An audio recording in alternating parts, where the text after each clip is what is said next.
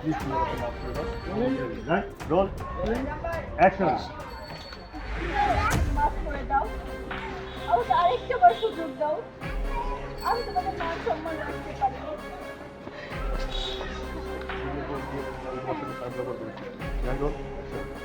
আমি তোমাদের মান সম্মান রাখতে পারিনি। দিনের পর দিন তোমাদের সাথে খারাপ ব্যবহার করেছি। তোমার বাবার সাথে বিশ্বাস করো, আমি আমার ভুল বুঝতে পেরেছি। আমার ভাই ভাবি তারাও আমাদেরকে ধোঁকা দিয়েছে। অনেক অসুস্থ হয়। সত্যি বলছি, আমি সত্যি অনুভব করো, আমাকে মাফ করে দাও তুমি। আমি তোমার সুযোগ দাও, আমি সবাইকে নিয়ে একসাথে ভালো থাকার চেষ্টা করবো। আমি সব কাজ শিখে ফেলবো।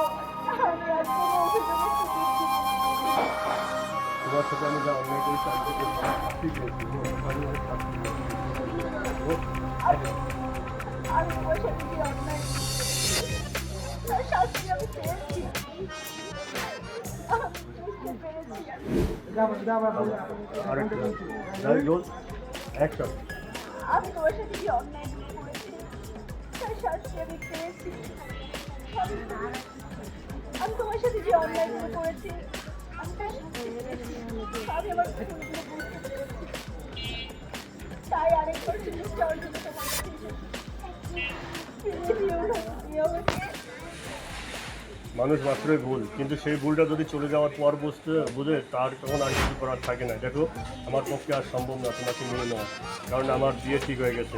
সামনের মাসে 30 তারিখ আমার বিয়ে। তুমি এই মুহূর্তে আমার বাসা থেকে চলে যাও। ও চলে গেল, জায়গাটা ওরে ডাক্তার দাও।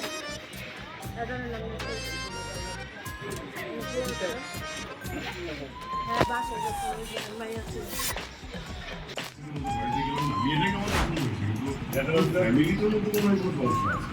যেমন তুমি বললে যে ছেলের বসে ছেলে দায়িত্ব বসে পরিচয় করা দিতে কিন্তু ওরা নিয়ে আসলো না। আসলে কেমন যেন একটু আমার মনে হয় আর তোর ওগুলো এত ভাবলে হয়। একটা জিনিস বড় করলে বড় করা যায়, এবার টাইট করে যদি সুন্দর হয় সেটা ভালো। এটা কি তাই না? ফ্যামিলি না, আমার তো বড় তাই না?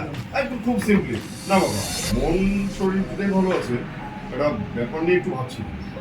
এই যে একটা ব্যাপার না বাবা, মন শরীর দুটাই ভালো আছে, একটা ব্যাপার নিয়ে ভাবছি। কি ব্যাপার না, বলছি সেদিন ওদের বাড়িতে গেলাম না, মেয়েটাকে আমার পছন্দ হয়েছিল, কিন্তু ওই ফ্যামিলিটাকে